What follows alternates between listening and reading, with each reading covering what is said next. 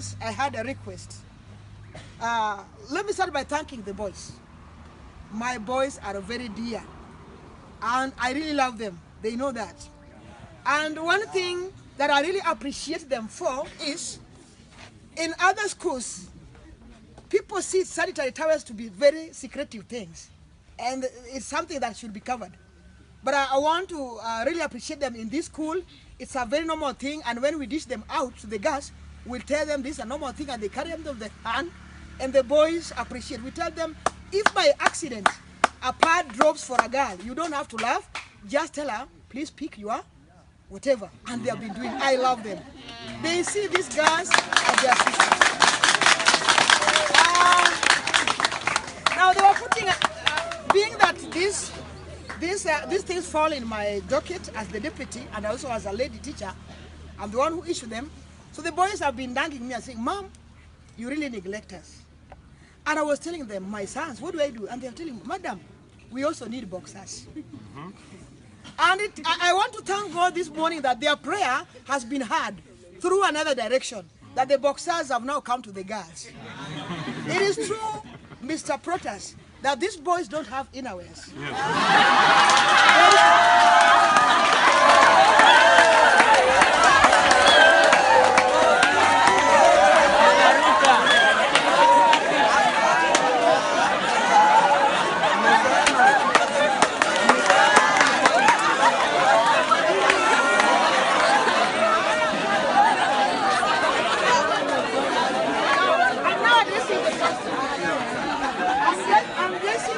Pastor, give me time. Give me time. Now, Pastor Bill, you know, the guys are very keen on the pants because of the menstruation. But because the boys, they care less, what they put on here are frames. And I'm talking from experience because I handle their cases in my office. A boy only have a trouser which is cut. Yanava kama inawea. Alafu anaongezea trouser. So how do I plead that next time the boys be considered and they'll be given? Yeah, that's what I said is going to come. So your prayer has been heard. When it comes next time, you'll have the boxers. Are you happy? Now, another request that I may have before I give my thanks is, we really appreciate what you're doing. Just as the Bible says that the word starts by just a small seed, was compared by a small seed in the farm. Then it grows to become a very big tree, like now we have a wonderful shade. These things, as you are narrating, you never knew it would come to this time. But I want to assure you, my dear brother, that one time, this world will hear of you, will talk of you. Because as the principal noted, in fact I was telling him, Mr. Nyango, thank you for the spirit. We Kenyans are very mean. We don't have the giving heart. But being an African, and he has such a heart, I think that is a small seed that God is going to use to magnify something tomorrow. We have some students here who are very bright and who are doing very well in science. But they are so poor because GSM pays even their fees, as you have heard that girl. If GSM was not there, a half of this population would not be in this school. In fact, this school would have collapsed.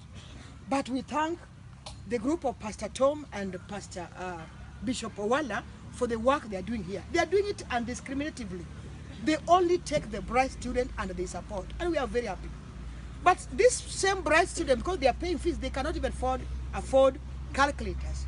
How do we plead as the math? I'm a teacher of maths. We are with Mr. Sander. But now the syllabus wants us to have calculators. You go to class, a student cannot afford a calculator for 1,200 shillings. It becomes very hard. Because now they can also not share the same calculator. You know, a book they can share, but they cannot share a calculator because what I want to calculate is different from what you want. So I'm also putting this request that if you come next time, if God can open another avenue, please buy for us at least 5 calculators per class for the bright student. God shall bless you mightily. Lastly, I really want to give the heartfelt appreciation to my dear Brother Protas. Now, before I go to Brother Protas, I really have to thank Bishop Owala. In fact, this foundation has made him to be my closest friend. We are very friends. When I see the time he wants to laugh, then I go, hey, Bishop, those things of ours, I'm now seeing the gas tanks. As you have heard, Bishop has been very cooperative. They tell Madam, they're soon coming. And when they comes, we organize very fast and they're there. Bishop, thank you so much for your heart. And I think that blood is what is now in Onyango. It's not just from Onyango. That blood must have come from the grandfather. And we really appreciate it.